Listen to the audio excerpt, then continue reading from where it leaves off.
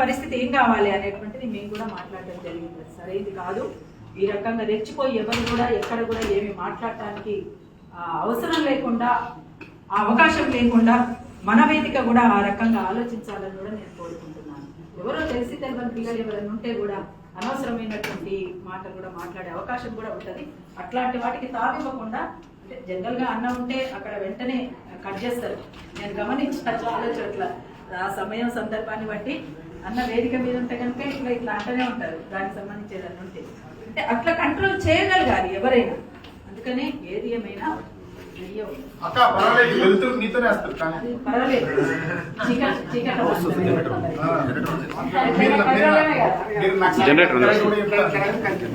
అయితే దీనిపైన మా అవగాహనకు సంబంధించినటువంటిది ఒక ప్రెస్ మీట్ కూడా పెట్టాలనుకున్నాం. వాస్తవంగా ఒక పాట కూడా ఇవాళ వైషమ్యాలు, ఒక విద్వేషాలు ఉన్నటువంటి సందర్భంలో ఆ వేదికనా ఈ వేదికనా అని అనుకుంటున్నప్పుడు కూడా మొన్న నేను ఒక అంబేద్కర్ బయోగ్రఫీకి సంబంధించినటువంటి పుస్తకావిష్కరణకు పోయినప్పుడు నేను లంద పక్కన కూర్చొని లంద వాసన పీల్చుకుంటూ అన్నం తిన్నా మీరు ఎవరైనా తింటారా అని అడిగారు.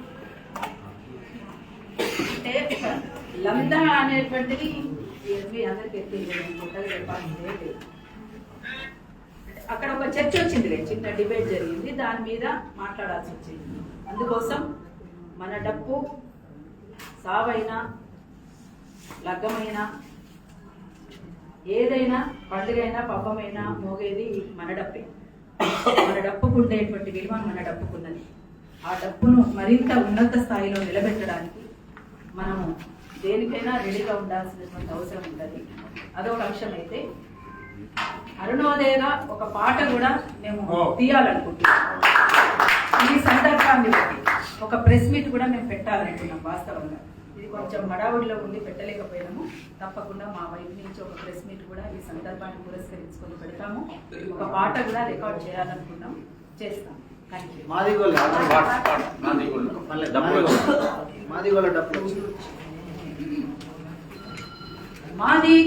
డప్పులొచ్చనే మానవ హక్కుల దండోరే, మాదిగోళ్ళ డప్పులొచ్చనే మానవ హక్కుల దండోరేసి, మాదిగోళ్ళ డప్పులొచ్చనే మానవ హక్కుల దండోరేసి, మాదిగోళ్ళ డప్పులొచ్చనే మానవ హక్కుల దండోరేసి, మాట వరుసకిచ్చిన హక్కుల మాట నైన దక్కాల మాదిగోళ్ళ అరే మాదిగోళ్ళ చాల్ మాదిగోళ్ళ డప్పులొచ్చనే మానవ హక్కుల దండోరేసి, మాదిగోళ్ళ డప్పులొచ్చనే మానవ హక్కుల దండోరేసి, మాదిగోళ్ళ డప్పులొచ్చనే మానవ హక్కుల దండోరేసి. ఇది ఇప్పటికీ చాలా సార్లు అందరు విని ఉన్నారు. దుమ్ములేసి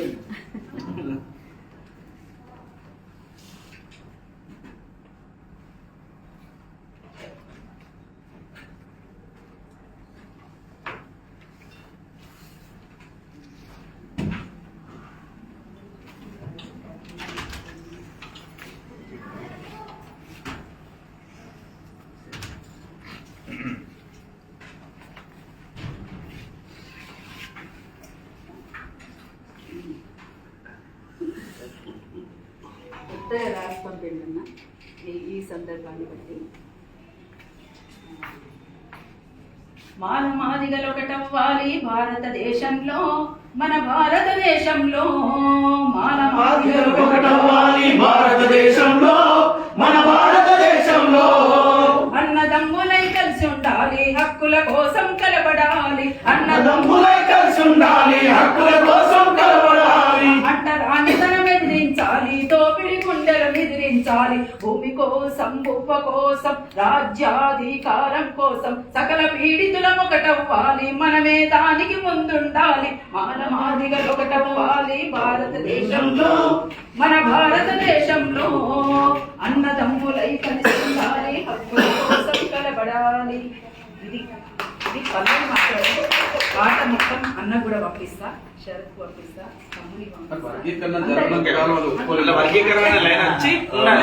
అన్నదమ్ముల్లా కలిసి ఉండాలని మీరందరూ కూడా అన్నారు కదా. అన్నదమ్ముల లెక్క కలిసి ఉండాలి.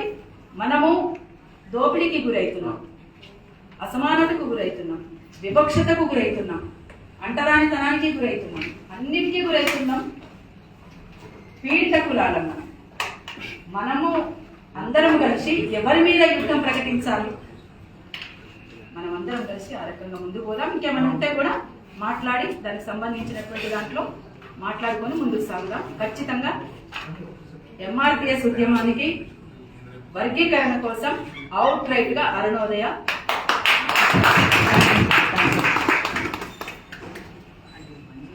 పక్కకు వందనాలు తెలియజేద్దాం. మాలామాదిగలుగా కలిసి ఉందాం, ఏబిసిడీలను పంచుకుందాం, ఏబిసిడీలు పంచుకుందాం, మాలామాదిగలు కలిసి ఉందాం అనేటువంటి సందేశం వచ్చేటువంటి విధంగా ఒక అద్భుతమైన పాట రాబోతున్నందుకు మేము సంతోషపడతామన్నాక అది రావాలని కోరుకుంటూ, మిత్రుడు కాకతీయ యూనివర్సిటీ తెలంగాణ ఉద్యమకారుడు ఐలేష్ గారు తన ఈ 1,00,000 డప్పులు 1000 గొంతులు అనేటువంటి కార్యక్రమంలో తన భాగస్వామ్యం, మీరు రచయిత అయితే ఖచ్చితంగా మీకు పాట, గాయకులైతే మీరు పాట పాడడం, మీరు ఉద్యమకారులు భక్తులైతే మీ నుంచి ఒక వీడియో రూపంలో వచ్చి అక్కడక్కడ కార్యక్రమాల్లో జిల్లాలో వరంగల్ కానీ హైదరాబాద్ కానీ పాల్గొనే విధంగా మీ సూచనలు, మీ సలహాలు ఉండాలని కోరుకుంటున్నాను. ఐలేష్ గారు.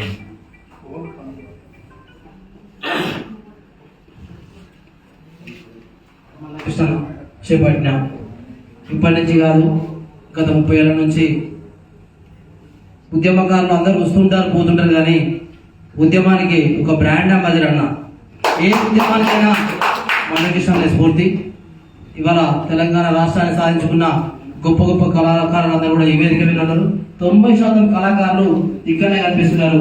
సురేందర్ అన్న, గంగక్క, ప్రసాద్, సందీప్, సోమన్న, నర్సన్న, పెద్దక్క, విమలక్క, పృథ్వీరాజ్ అన్న. అన్న మాట పాట 2 ఉంటాయి. మా వరంగల్ సీనన్న, అంజన్న, శరత్ అన్న, ఎల్లన్న, ప్రసాద్, సోదరి మధుప్రియ, ఇట్లా అందరూ కూడా ముగ్గురు ఇక్కడ విచ్చేశారు. 90% అన్న మీరు చేసే న్యాయపోరాటంలో తప్పకుండా కళాకారులుగా, ఉద్యమకారులుగా మా వంతు సహాయ సహకారాలు ఉంటాయి. ఇప్పుడు ఏమైందంటే ట్రైన్ వచ్చేసింది, అంతా సికింద్రాబాద్ స్టేషన్ రాగానే కొద్దిగా ముందు అవుతారు ట్రైన్. అంతే దూరంలో మీ ఉద్యమం ఉంది కాబట్టి తప్పకుండా అది రీచ్ అవుతాం మనం. అది గంట అయితే అర్ధగంట దగ్గర పక్క మీద కంపల్సరీ వస్తుంది. తప్పకుండా మీ న్యాయ పోరాటంలో మీరే గెలుస్తారు. మీ గెలుపులో మీ అందరూ భాగస్వామ్యం అవుతామని మనస్ఫూర్తిగా చెప్తున్నాను.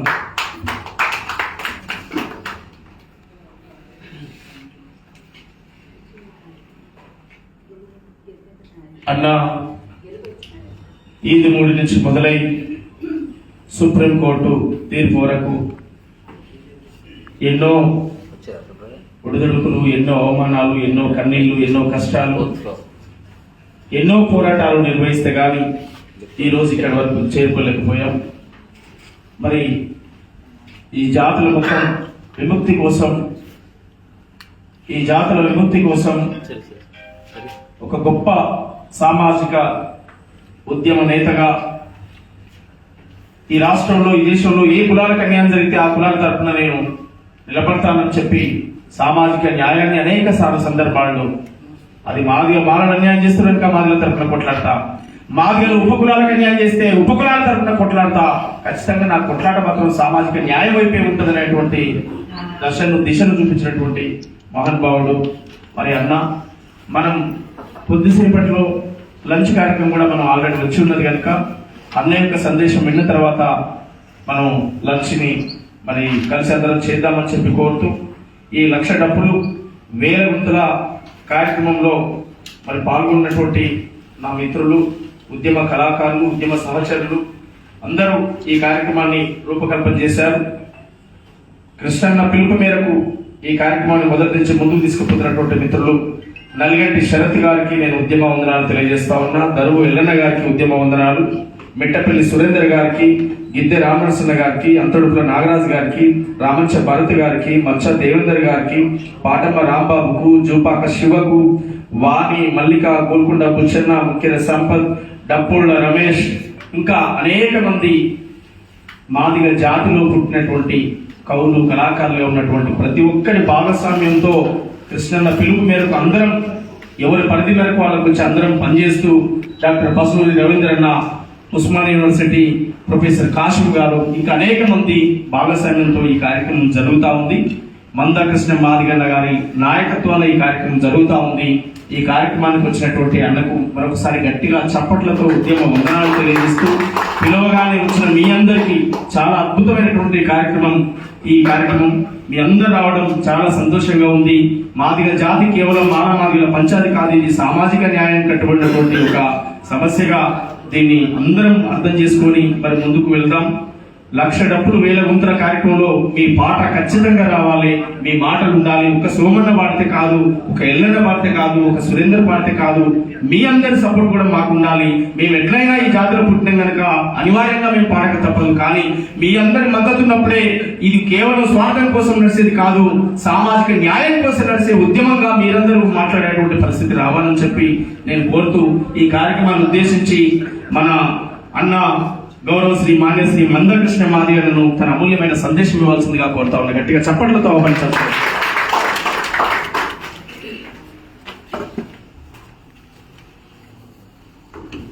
ఫిబ్రవరి 3వ తారీఖున జరగబోయే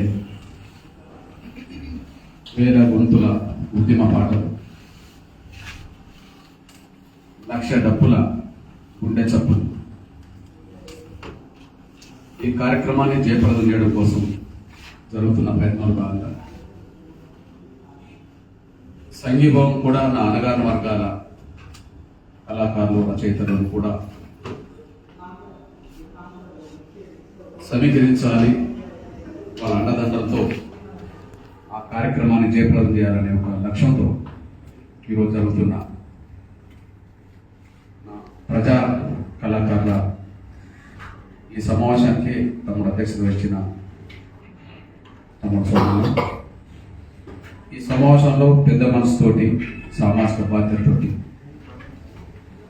చాలా దూర ప్రాంతాల నుంచి కూడా, వివిధ జిల్లాల నుంచి కూడా వచ్చి దీన్ని జయప్రదం చేయడానికి ప్రయత్నం చేస్తున్నా మీ అందరి పక్షాన మనందరి అక్క, మనందరి సోదరిమణి పేరున మీ అందరి పేరు పెట్టకపోయినా మనందరి పేరు పెట్టినట్టుగానే విమలక అందరికి, విమలక గారు, ప్రతి ఒక్కరికి ఉద్యమం అవసరం.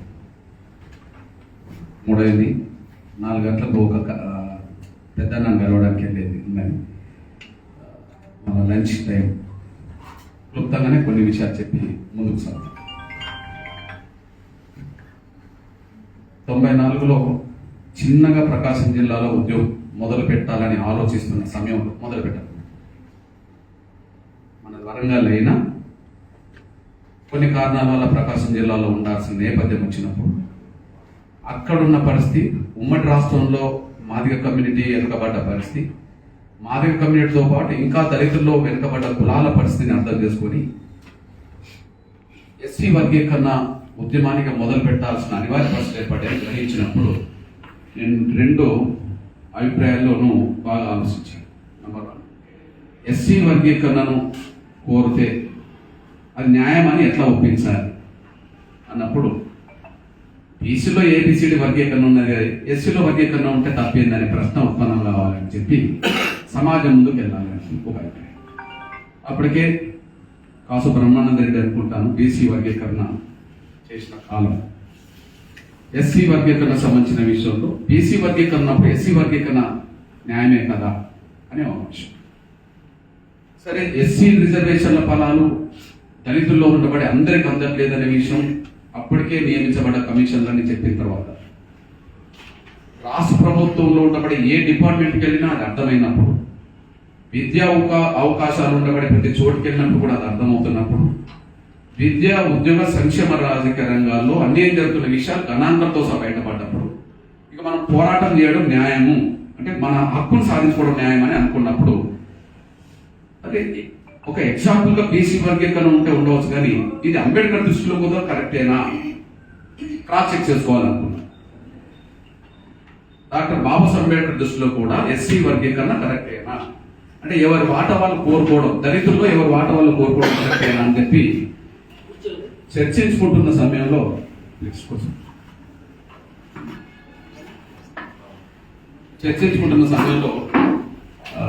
డాక్టర్ బాబాసాహెబ్ అంబేద్కర్ రాసిన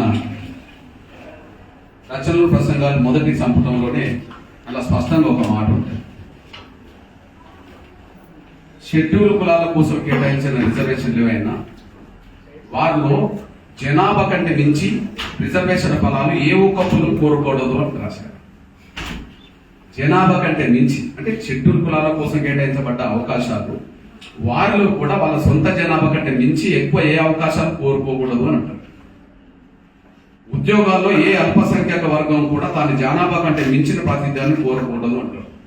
అని మళ్ళీ ఏమంటారంటే వాళ్ళ ఆర్థిక పరిస్థితి, వాళ్ళ సాంఘిక హోదా, విద్యా స్థాయిని బట్టి నిష్పత్తిలో పంపకం చేసుకోవాలని చెప్పాడు. ఇక్కడ దళితుల్లో ఉండబడే ఏ రెండు సామాజిక వర్గాల మధ్యలో ఆర్థిక సమానత్వం లేదు, సాంఘిక సమానత్వం లేదు, విద్యా సమానత్వం లేదు, ఉద్యోగ అవకాశాలు సమానంగా పొందలేదు. అంటే పంపకం చేసుకోవచ్చు అనే మాట డాక్టర్ బాబాసాహెబ్ అంబేద్కర్ రాసిన మొదటి గ్రంథంలోనే ఉంది. అంటే మన కళ్ళ ముందు బీసీ వర్గీకరణ అమలు జరుగుతుంది. ప్లీజ్,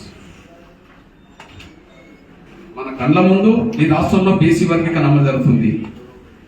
ఎస్సీలో కూడా ఎవరు వాటా వాళ్ళు పొందే హక్కు ఉన్నది, ఎవరు కూడా వాళ్ళ నిష్పత్తి కంటే అదనంగా పొందకూడదని చెప్పి డాక్టర్ బాబాసాహెబ్ అంబేద్కరే మొదటి వాల్యూంలోనే రాసినప్పుడు దాని గురించి మనం పోరాటం చేస్తే ఎప్పటికైనా పరిష్కారం జరుగుతుంది కదా అని చెప్పి ఈ రెండు ఆధారాలు, ఒకటి అంబేద్కర్ గ్రంథం, రెండు జరుగుతున్న బీసీ వర్గీకరణ, ఈ రెండింటిని ఆసరా చేసుకుని ఉద్యమాన్ని చిన్నగా ప్రకాశం జిల్లాలో మొదలుపెట్టిన తర్వాత జరుగుతున్న ప్రయాణం 30 ఏళ్ళ దాకా వచ్చిన విషయం మనందరికీ తెలుసు. ఈ ప్రయాణంలో అందరితో పోల్చుకుంటే మొదటి నుంచి జనశక్తి, పీపుల్స్ వార్తో సహా మొత్తం విప్లవోద్యమం అంతా ఎంఆర్పిఎస్ కు అండగా నిలబడ్డారు. ఇది 34 సంబంధించిన విషయం.